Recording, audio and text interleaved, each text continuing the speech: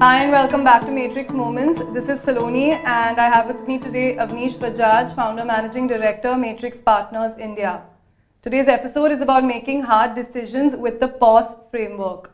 Avnish, what is the origin of the POS Framework and how do you use it for decision making? Thank you, Saloni. Good to be back for another Matrix Moment.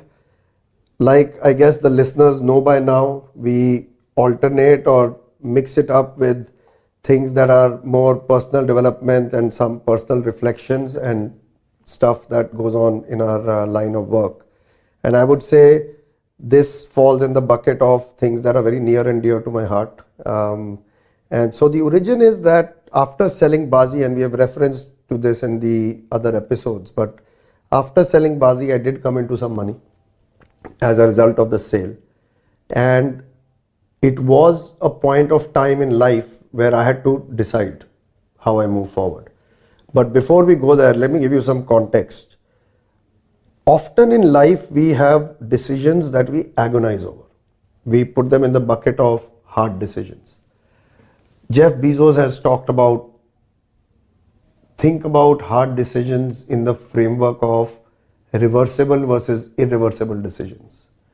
And don't spend too much time on the reversible decisions by definition, and spend a lot of time thinking through the irreversible decisions. And I agree with that, but I guess I feel that at that point of time that you are deciding, if it's obvious that it's reversible or irreversible, that's great. I think 80-90% of the time you don't even know which one is which. There have been instances in my life that I look back and I took some decision without thinking about it, which entirely changed the course of my life. You know, which school I went to, let's say, which college I went to, which city I decided to go to. So multiple times, what I thought were simple reversible decisions ended up becoming irreversible decisions.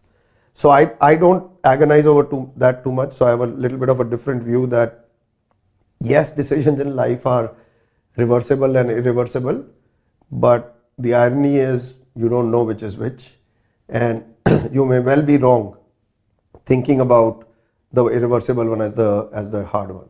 So when one is, so I don't agonize too much. And what I try to do instead, and what I did at that time, which felt like an irreversible decision post the Bazi sale, I had to decide what to do. I had modest expectations on wealth creation. Those modest expectations had been exceeded by the Bazi sale. Technically, I could have decided to retire, quote unquote, in my early 30s, which was a very irreversible statement from my wife that no, that is not going to be allowed. So then the other options were, I have always been passionate about education, including to the extent of wanting to be a teacher, a professor, let's say at a business school. So that would have been one option. Entrepreneurship could have been another option, meaning repeat entrepreneurship. Venture investing I hadn't even thought of.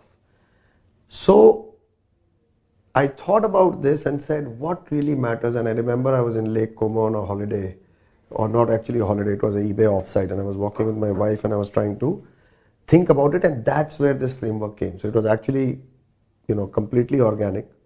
And I said, I have to think about the opportunity, which means, is there opportunity to make money? Is there a large market opportunity?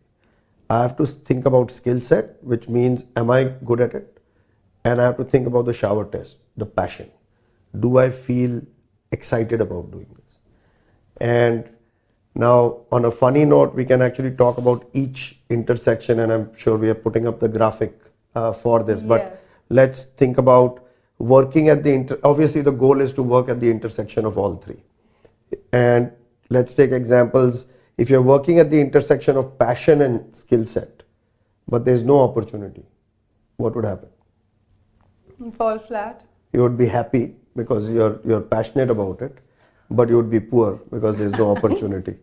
So you'd be probably happy, successful because you have the skill set for it, but you'd be poor.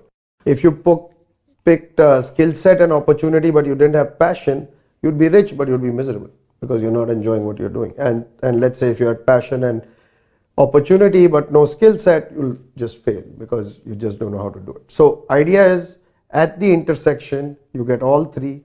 You get money, which means you're going to be rich, and you're going to be happy, and you're going to be successful, assuming some of those things are connected. So that's really how I thought about it. Then I had been introduced to angel investing because I had money. I started getting involved in companies. I realized I did have a skill set because I had been an entrepreneur before, so I could help the companies. I really enjoyed the passion. The passion test started working because I enjoyed interacting with smart founders, hence Founders First again. I really enjoyed intellectual stimulation of interacting across different businesses.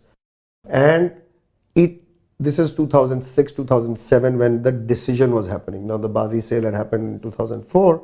So in between, I could see that the internet market was trying to pick up or starting to pick up. So the opportunity set started looking interesting. But if you notice at that time, we didn't start with tech VC investing. We started with broad-based consumer investing because it was clear to me that the opportunity at that time in broad-based consumer investing would be bigger than tech VC investing. So that's kind of how it all converged for me and kind of defined my life. Right. But have you made any modifications or tweaked this in any way over the years? So, I have fortunately or unfortunately affected a lot of people's lives, and I know people have made radical changes and career choices based on a conversation around this framework, and that's where it started being called as the POS framework.